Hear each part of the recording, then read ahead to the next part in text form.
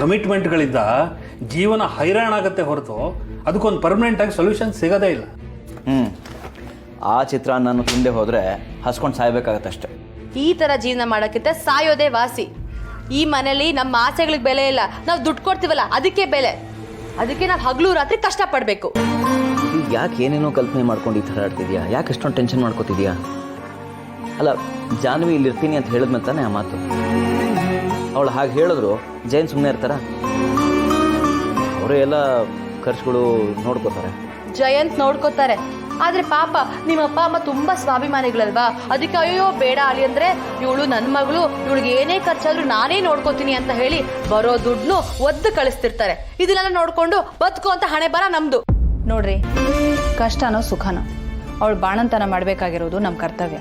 ಹಾಗಂತ ಎಲ್ಲ ಖರ್ಚನ್ನು ಏನು ನಿಮ್ಮ ತಲೆ ಮೇಲೆ ಹಾಕ್ತಾ ಇಲ್ವಲ್ಲ ಅತ್ತೆ ಮಾವ ಎಷ್ಟೋ ಜಾಸ್ತಿ ಕೊಡ್ತಿದ್ದಾರೆ ನಿಮ್ಮೆಲ್ಲರಿಗಿಂತ. ಯಾವಾಗ ನೋಡಿದ್ರು ದುಡ್ಡು ದುಡ್ಡು ದುಡ್ಡು ಅಂತ ಬಡ್ಕೊಳ್ಳೋ ಬದಲು ಸಂಬಂಧಕ್ಕೂ ಸ್ವಲ್ಪ ಬೆಲೆ ಕೊಟ್ಟು ನೋಡಿ. ದುಡಿಯೋ ದುಡ್ಡನ್ನೆಲ್ಲ ಉಳಿಸಿ ಅದು ಏನು ಮಾಡ್ತಿರೋ ಏನು.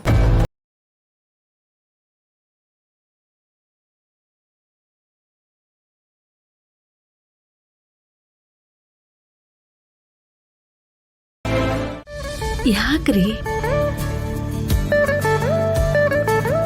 ಕೂತ್ಕೋ. ಬೆಳಗಿನ ಜಾವ ಏನೇನೋ ಯೋಚನೆ ಬರ್ತಾ ಇತ್ತು. ನಾವು ಹಿಂದೆ ಹೇಗಿದ್ದು ಲಕ್ಷ್ಮಿ, ಪ್ರತಿದಿನ ಬೆಳಗ್ಗೆ ಸಮಯಕ್ಕೆ ಸರಿಯಾಗಿ ನಾನು ಕೆಲಸಕ್ಕೆ ಹೋಗ್ತಾ ಇದ್ದೆ. ನೀನು ಅಷ್ಟು ಬೇಗ ಎದ್ದು ಅಡುಗೆ ಮಾಡಿ ನನಗೆ ಊಟ ಕಟ್ಕೊಡ್ತಾ ಇದ್ದೆ. ಸ್ಕೂಟ್ರು ಸ್ಟಾರ್ಟ್ ಮಾಡಿಕೊಂಡು ಗೇಟ್ ದಾಟ್ ಹೋಗುವಾಗ ಆ ಕಡೆಯಿಂದ ನಗ್ಮುಖದಿಂದ ನೀನು ಬರ್ತಾ ಇದ್ದೆ. ನಿನ್ನ ನಗು ನೋಡಿ ಏನೋ ಒಂದು ಖುಷಿನಲ್ಲಿ ಕೆಲಸಕ್ಕೆ ಹೋಗಿ ಬರ್ತಿದ್ದೆ.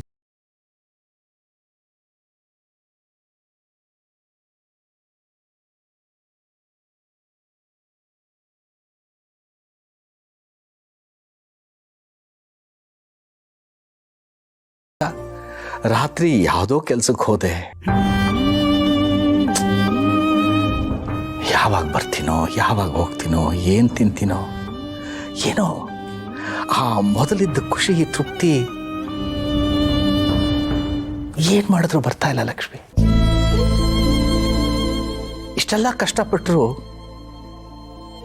ನಮ್ಮ ಮನೆ ಪರಿಸ್ಥಿತಿ ಯಾಕೋ ಸರಿ ಆಗ್ತಿಲ್ಲ. ಈ ಜಂಜಾಟಗಳ ನಡುವೆ ನಾವು ನಿಜವಾಗ್ಲೂ ಲಕ್ಷ್ಮಿ ನಿವಾಸ ಕಟ್ಟಿಸ್ತೀವ? ರೀ ನೋಡಿ, ಯಾಕ್ರಿ ಬೆಳಗ್ಗೆ ಇಂಥ ಮಾತಾಡ್ತಿದ್ದೀರಾ? ನಾನ್ ಬೇಜಾರಲ್ಲಿದ್ದಾಗ ನೀವು ನನ್ನನ್ನ ನಗಿಸ್ತಾ ಇದ್ರಿ. ನೀವೇ ಹೀಗೆ ಯೋಚನೆ ಮಾಡ್ತಿದ್ರೆ ಹೇಗೆ ಹೇಳಿ? ಎಲ್ಲದಕ್ಕೂ ಒಂದ್ ಒಳ್ಳೆ ಸಮಯ ಅಂತ ಬರ್ಬೇಕಲ್ವಾ? ನೋಡಿ, ನಮ್ಮ ಯಜಮಾನ್ರು ಶ್ರೀನಿವಾಸ್ ಅವರು ಲಕ್ಷ್ಮೀ ನಿವಾಸ ಕಟ್ಟದೇ ಇರ್ತಾರ?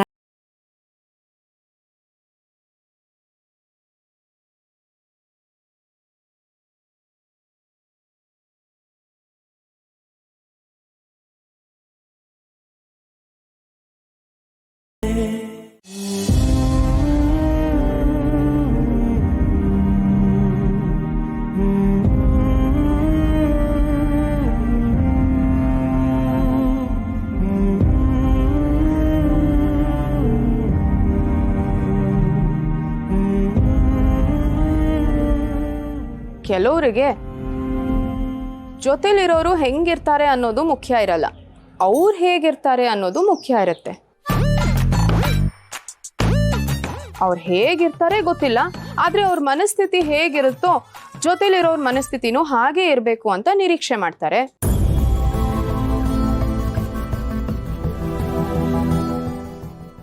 ಕೆಲವರಿಗೆ ಸಿಟ್ಟು ಬಂದಾಗ ಅವ್ರ ಸಮಾಧಾನ ಆಗಲ್ಲ, ಆದ್ರೆ ಜೊತೆಲಿರೋರೇ ತಾಳ್ಮೆಯಿಂದ ಇರಬೇಕು. ಅವ್ರಿಗೇನಾದ್ರೂ ಬೇಜಾರಾಗಿದ್ರೆ ಜೊತೆಲಿರೋರೇ ಸಮಾಧಾನ ಮಾಡಬೇಕು. ಅಕಸ್ಮಾತ್ ಅವ್ರೇನಾದ್ರೂ ತುಂಬಾ ಖುಷಿಯಾಗಿದ್ರೆ ಜೊತೆಲಿರೋರ್ಗೆ ಏನೇ ಆಗಿದ್ರು ನಗ್ನಗ್ತಾ ಇರಬೇಕು. ಒಟ್ನಲ್ಲಿ ಅವ್ರ ಮೂಡ್ ಹೇಗಿರುತ್ತೋ ಅದೇ ಮೂಡಲ್ಲಿ ಜೊತೆಲಿರೋರ್ನು ಕರ್ಕೊಂಡು ಹೊಟ್ಟೋಗ್ತಾರೆ.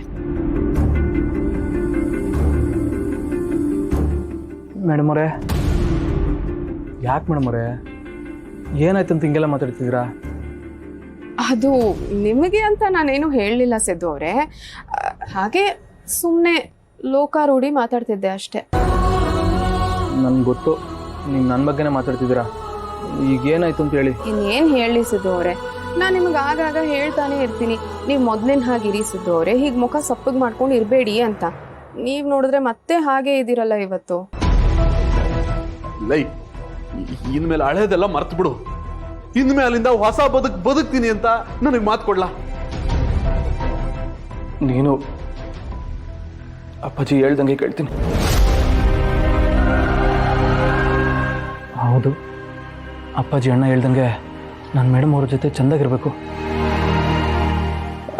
ಅಯ್ಯೋ ಹಂಗೇನೂ ಇಲ್ಲ ಮೇಡಮ್ ಅವರೇ, ಅದು ಏನೋ ಸಡನ್ನಾಗಿ ನೆನಪಾಯ್ತು, ಅದೇ ಯೋಚನೆಯಲ್ಲೇ ಮುಳುಗೋಗ್ಬಿಟ್ಟಿದೆ.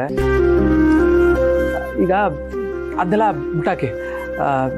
ಈಗ ಹೇಳಿ, ನಿಮ್ಗೆ ಖುಷಿಯಾಗಿರ್ಬೇಕಂದ್ರೆ ನಾನು ಏನು ಮಾಡಬೇಕು ಹೇಳಿ.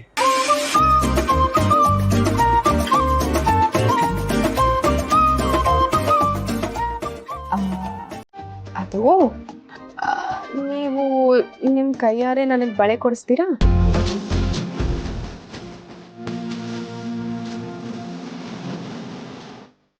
ಇದೇನು ಮೇಡಮ್ ಅವರೇ, ಯಾವತ್ತು ಕೇಳ್ತಿರೋರು ಇವತ್ತು ಬಳೆ ಕೇಳ್ತಿದ್ದೀರಾ? ಏನು ವಿಶೇಷ? ವಿಶೇಷ ಅಂತೇನಿಲ್ಲ, ಕೊಡಿಸ್ಕೋಬೇಕು ಅಂತ ಅನ್ನಿಸ್ತು, ಅದಕ್ಕೆ ಕೇಳಿದೆ ಅಷ್ಟೇ. ಯಾಕೆ ನೀವ್ ಮಾತ್ರ ನಿಮ್ಮ ಆಸೆಗಳನ್ನ ಎಲ್ಲ ಹೇಳ್ಕೊಂಡು ಪೂರೈಸ್ಕೋಬಹುದಾ? ನಾವ್ ನಮ್ಮ ಆಸೆಗಳನ್ನ ಹೇಳ್ದೆ ಹಾಗೆ ಸುಮ್ಮನೆ ಕೂತಿರ್ಬೇಕು.